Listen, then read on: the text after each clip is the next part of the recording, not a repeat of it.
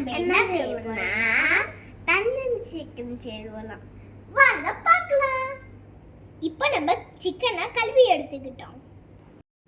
இந்த பேஸ்ட்டை நம்ம சிக்கன்ல போட்டு மிக்ஸ் பண்ணிக்கலாம்.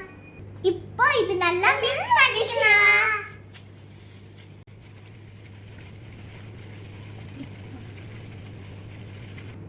இப்போ மிக்ஸ் பண்ணியாச்சு. 5 மினிட் வெயிட் பண்ணுவோம். வாங்க.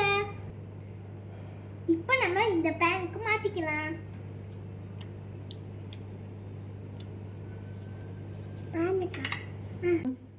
இப்போ இப்படி வச்சு க்ளோஸ் பண்ணிக்கலாம். இப்போ இப்படி வச்சு க்ளோஸ் பண்ணிக்கலாம்.